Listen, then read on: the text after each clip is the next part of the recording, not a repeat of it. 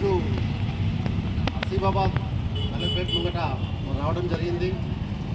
మరి ఈరోజు గత 8 రోజుల నుండి ఆదిమ గిరిజన పోరాట కమిటీ ద్వారా, అదేవిధంగా రాజగోండ్ సేవా సమితి, గోండవాన పంచాయతీ రాయ్ సెంటర్ మరి పెద్దలందరూ కలిసి వారి యొక్క అటవీ భూముల రక్షణ కొరకు, అదేవిధంగా టైగర్ జోన్ను రద్దు చేయాలని ముఖ్య ఉద్దేశంతో మరి గత 8 రోజుల నుండి ఇక్కడ నిరాహార దీక్షలు చేపట్టడం జరుగుతుంది.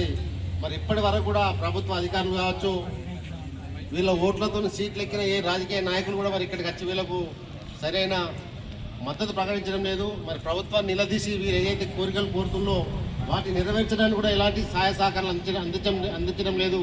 ఇది చాలా విచారకరం. మరి ఏదైతే ఆదిమ గిరిజనులు మరి మారుమూల ప్రాంతాల్లో, ఆటవీ ప్రాంతంలోనే ఉంటారు.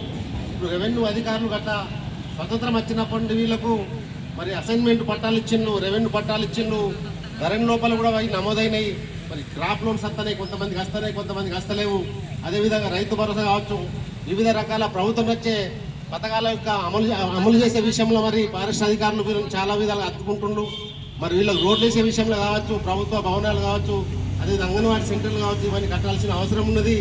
ఆటా వ్యక్తులు ఇచ్చిన భూమి పత్రాలు అన్నీ కంటే కాకుండా యజమానుల వివరాలు, భూముల వివరాలు, క్లైమ్స్ నెంబర్లు భూభారతి పోర్టల్లో ప్రత్యక్ష కాలంలో నమోదు చేసి ఈ హక్కు పత్రాలు వచ్చిన రైతులకు ప్రభుత్వాల నుండి లబ్ధి, బ్యాంకు నుండి రుణాలు ఇచ్చేలా చూడాలని వీళ్ళు ప్రభుత్వాన్ని ముఖ్యంగా డిమాండ్ చేస్తున్నారు. కాబట్టి వీరి తరపున నేను ఒక మాలి సంక్షేమ సంఘ రాష్ట్ర అధ్యక్షుడిగా వీరికి పూర్తి మద్దతు ప్రకటిస్తున్నాం.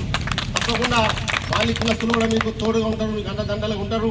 మీరు ఏదైతే ప్రభుత్వం కోసం పోరాటం చేస్తుందో ఆ పోరాటంలో తప్పకుండా భాగస్వాములం అవుతాం. అదేవిధంగా ఈరోజు సిర్పూర్ తాలూకాలు కావచ్చు, యావత్ తెలంగాణ రాష్ట్రంలో ఎక్కడ చూసినా కానీ ఈ జూన్ నెల రాగానే మన రైతులు దుక్కి దున్ని వారి భూములలో విత్తనాలు వేసుకునే సమయంలో ప్రతి సంవత్సరం మరి ఫారెస్ట్ అధికారులు వచ్చి వీళ్ళ ట్రాక్టర్లను గుంజుకోవడం, వీళ్ళ సెల్ ఫోన్లు గుంజుకోవడం, వీళ్ళ ఎడ్ల బాలను తీసుకెళ్లి ఫారెస్ట్ రేంజ్లో పెట్టడం, అదేవిధంగా వీళ్ళు భయబంధలకు గురి చేసి మరి అవసరం అనుకుంటే కొంతమంది ఫారెస్ట్ అధికారులు డబ్బులు కూడా వసూలు చేసే సందర్భాలు చాలా ఉన్నాయి. కాబట్టి ప్రభుత్వ అధికారులు కావచ్చు, లోకల్ ఉన్నటువంటి ప్రజాప్రతినిధులు ముందుకొచ్చి ఏదైతే ఆదిమ గిరిజనులు ఏదైతే మరి వాళ్ళ పోరాటం చేస్తున్నో వారికి పూర్తిగా సహకరించాలని కోరుకుంటూ ఈ అవకాశం ఇచ్చిన పెద్దలకు